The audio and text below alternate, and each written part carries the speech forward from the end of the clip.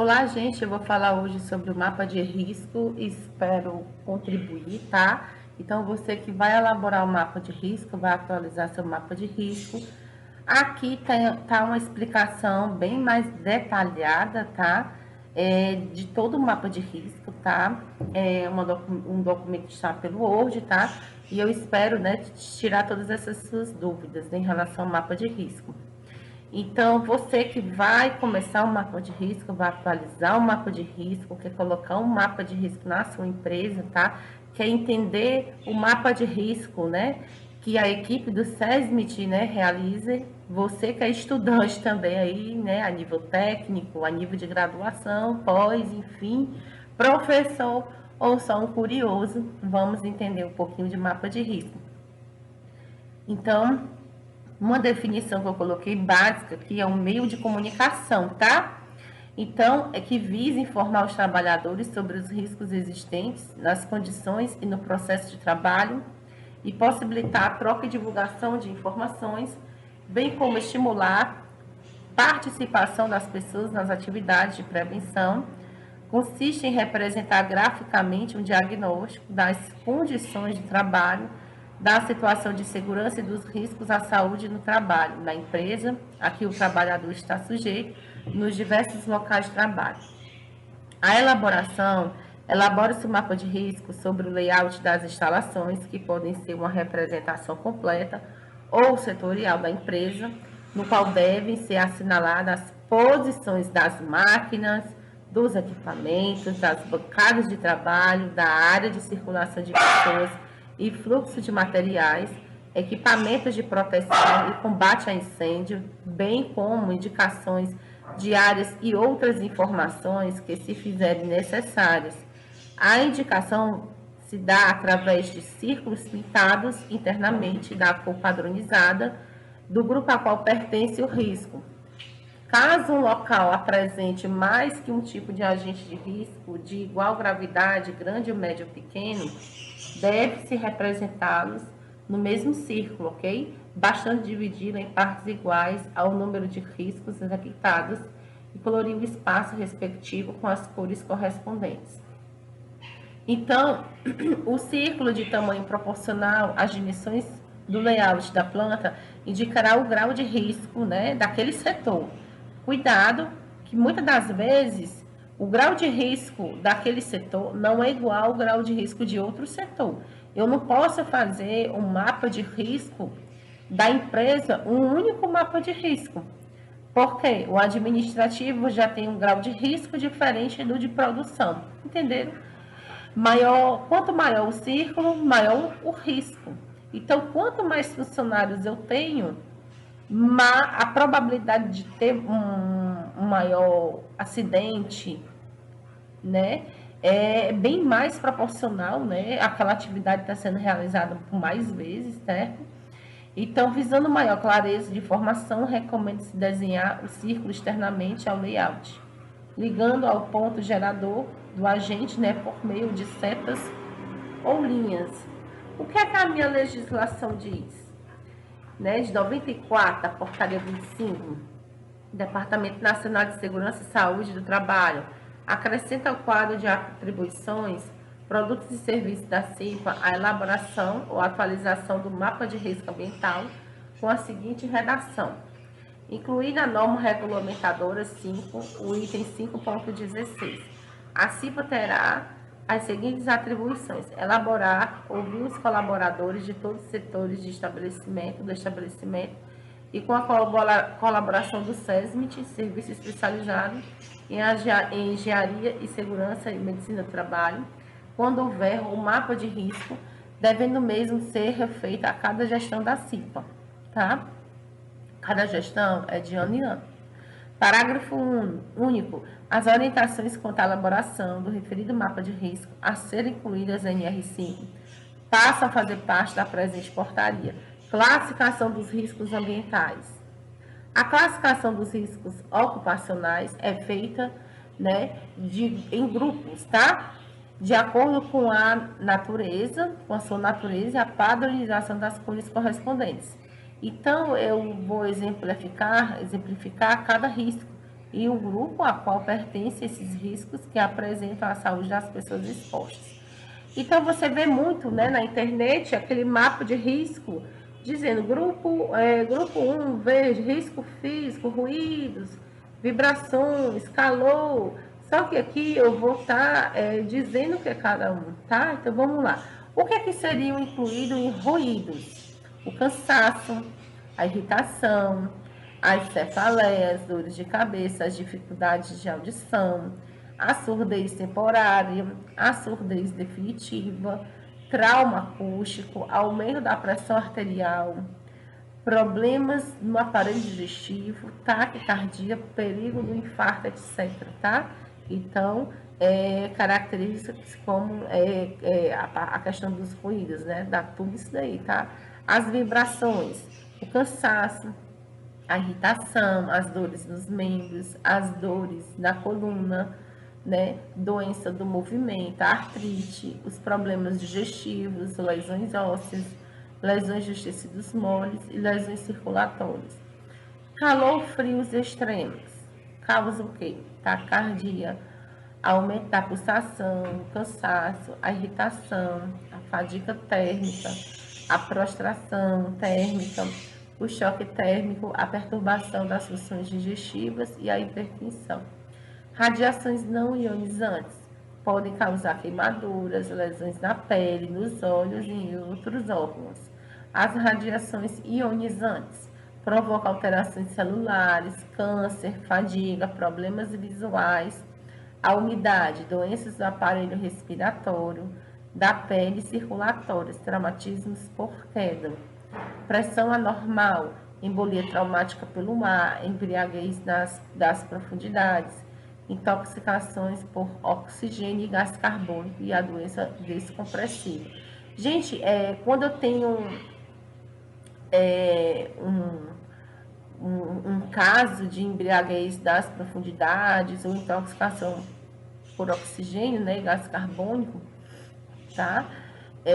O ideal é manter a pessoa com a cabeça um pouco mais baixa em relação ao corpo, tá? Ok? Embolia traumática pelo ar também. Então, assim, Trendelenburg, o nome da posição, né? O grupo 2, que é o vermelho, que são os riscos químicos, que são gases, vapores e aerodispersóides. Os efeitos irritantes sobre as vias aéreas superiores incluem o ácido clorídrico, o ácido sulfúrico, a amônia, a soda cáustica e o cloro, tá? Os efeitos asfixiantes, os gases como hidrogênio, nitrogênio, hélio e metano. Efeitos depressivos sobre o sistema nervoso central. A maioria dos solventes orgânicos, como butano, propano, aldeídos, cetonas, cloreto de carbono, benzeno, estileno, álcoois e tolueno. O benzeno, especialmente, é responsável por danos ao sistema formador do sangue, tá? Dentre os aerodispersóides, podemos distinguir as poeiras e fumos, bem como definir os problemas que causam, conforme descritos. Poeiras minerais, provém de diversos minerais, como sílica, asbestos, tá? Carvão mineral e provocam silicose, quartzo, asbestose, asbesto, tá? Pneumoconiose e minerais em geral. Bagaçose e bicinose são efeitos produzidos pelas poeiras vegetais produzidas pelo tratamento industrial do bagaço, da cana e do algodão, respectivamente. Doenças pulmonares obstrutivas crônicas, como enfisema pulmonar, poeiras alcalinas que provêm em especial do calcário.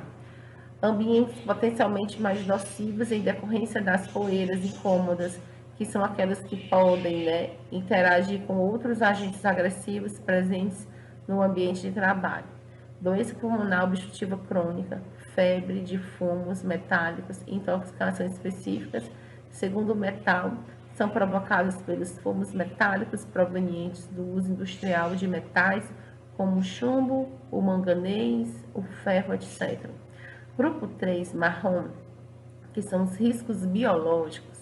Quando eu digo vírus, são agentes infecciosos de morfologia variada que se reproduzem apenas no interior das células, exclusivamente a partir de elementos da célula do ser parasitário. Provoca doenças como sarampo, gripe, raiva, hepatite, cachumba, etc. As bactérias são seres minúsculos, tá? Universais, podendo ser encontrados em qualquer ambiente onde existe alimento disponível, umidade, temperatura adequada. Bem, todas as causadoras de doenças, elas são responsáveis por doenças como meningite, pneumonia, cólera, sífilis, etc. Os protozoários são micro-organismos de vida livre que se transmitem ao homem, quase sempre por vetores insetos, na maioria das vezes, como é o caso da doença de Chagas, da malária, da doença do sono, etc. Tá, gente? Aqui eu tenho os fungos, são organismos que não realizam fotossíntese. Os fungos se desenvolvem em locais quentes e úmidos, tá? Podem ser formados por uma ou várias células. Os bolores, que são os mofos, tá? São exemplos comuns de fungos, os responsáveis pelas micoses de pele, de unhas, de couro cabeludo, etc, tá, gente? Então, assim, a questão dos fungos, especialmente, eu quero chamar a atenção aqui de quem está montando o mapa de risco de todos os micro-organismos, um dos mais, eu não vou dizer o mais, mas um dos mais difíceis de tratar é o fungo. Menino, principalmente, você pode ver, para tirar o mofo, né, você luta, que não é só um dia, né? Enfim. Os parasitas são organismos que vivem no corpo do hospedeiro, retirando o alimento para o seu sustento e causando doenças como gripe, esquistossomose, malária, etc. Para quem não sabe, você que está ouvindo, quando eu falo especificamente de vírus, a grande maioria dos vírus a gente não tem tratamento, né? É a nossa imunidade. Exemplo, a gripe. Eu não tenho medicação para gripe. Ah, mas a vitamina C não mata o vírus, tá? Ali eu vou repor algumas perdas, mas para eu tratar um vírus de uma gripe, é o próprio micro-organismo, né? Quer dizer, a própria defesa da pessoa, tá? E outra, né? Você pode estar ofertando aí uma alimentação adequada também, acrescentando azeite de oliva extra virgem, tem que ser o extra virgem, como açafrão, um pozinho, tá? Pimenta do reino, tá?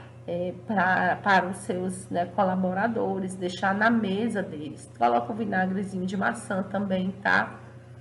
Tenta tirar o sal. Não adianta colocar sal em saleira assim para os colaboradores, tá, gente? Se for para deixar algum sal, deixa só um e deixa num local específico, tenta tirar da mesa, né? Que isso desencoraja eles de se levantar para ir buscar o sal, certo? E tem que deixar o sal sempre naquele canto. Não coloca em cada mesa, diferente, né? Enfim, deixa ele mais difícil de acesso. Né? A gente também não pode negar, mas eu sempre orientando que colocar o sal em cima da comida não vai resolver, tá? Vai piorar a situação. Ok? Os bacilos são bactérias em forma de bastonetes que podem ou não causar doenças e epidemias. Entre as principais estão cólera, tuberculose, tá? Tétano e lepra, tá? Que a gente não fala mais lepra, a gente fala, né, a hanseníase, né? Ok? Que eu tirei da literatura, né? Esse documento aqui, eu tô só corrigindo, tá? O grupo 4, que é o amarelo, são os riscos ergonômicos, tá? ênfase ao risco ergonômico amarelo, tá? Não esquece disso, tá? Porque ele é muito debatido na empresa, né? Então, vamos lá. Trabalho físico pesado, postura incorreta, tá? E posições incômodas, cansaço, dores musculares e fraqueza, além de doenças como hipertensão arterial, diabetes, úlceras, molestias nervosas, alterações do sono, acidentes, problemas de coluna, etc. Ritmo excessivo, monotonia, trabalho em turnos, jornadas prolongadas e repetitividade, desconforto, cansaço, ansiedade, doenças do aparelho digestivo, gastrite, úlcera, dores musculares, fraqueza, alteração do sono e da vida social, com reflexos na saúde e no comportamento. A tenocinivite, tá? Diabetes, asmas, doenças nervosas, tensão, medo e ansiedade. Então, o risco ergonômico é o amarelo, tá? O risco biológico, tá? É o marrom, tá certo? Ok? Vocês têm que lembrar dessa parte aqui, tá? Aqui o químico, tá? É o vermelho, tá? O risco físico, tá? É o verde, tá? Então, nós estamos para falar do último, né? Assim, o acidente é o azul, tá? Então, vamos prestar atenção que só o que tem acidente em todo empresa. Arranjo físico inadequado, o que seria acidente, desgaste físico excessivo. Máquinas e equipamentos sem proteção, acidentes graves e doenças ocupacionais. Ligações elétricas deficientes, riscos de curto-circuito, choque elétrico, incêndio, queimaduras, acidentes fatais. Matéria-prima sem especificações, acidentes do trabalho e doenças ocupacionais. Ferramentas defeituosas ou inadequadas, acidentes com repercussão, principalmente nos membros superiores, tá? Equipamento de proteção individual, acidente no trabalho e doenças profissionais. Edificações, falta, né, de saída de emergência, obstáculos à livre circulação, pisos, rampas, escadas, etc. Mal construídos ou danificados trazem risco de acidentes, tá? Sinalização deficiente, não identificação de equipamentos que oferecem risco, não delimitação de áreas, informações de segurança insuficientes, etc., compromete a saúde ocupacional e a integridade física dos funcionários. Armazenamento inadequado, obstrução de áreas por armazenamento inadequado traz riscos de acidente, quedas, incêndio, explosão, etc. Transporte inadequado, o transporte inadequado de materiais pode ocasionar acidentes ao empregado, trazer prejuízo à empresa e ao meio ambiente. Iluminação inadequada, fadiga, problemas visuais, desmotivação e acidente do trabalho. Probabilidade de incêndio ou explosão, morte e lesões corporais causadas por vazamento de gases e líquidos inflamáveis, materiais, combustíveis, né? Curto, né, circuito, descargas elétricas, atmosféricas, etc. E, claro, animais peçonhentos, para a gente fechar com chave de ouro essa aula importantíssima aqui, tá? De mapa de risco ambiental. Os animais peçonhentos, tá? Pode causar morte, lesões corporais, febre e reações alérgicas motivadas por ataque e envenenamentos, provenientes de aranha, cobras, escorpiões, etc. Então, assim, é muito comum, gente, acontecer acidentes com animais peçonhentos e, às vezes, muitas vezes não está sinalizado no mapa de risco, certo? A primeira coisa que você tem que fazer, gente, não é prender o membro, nem chupar o veneno daquele local, tá certo?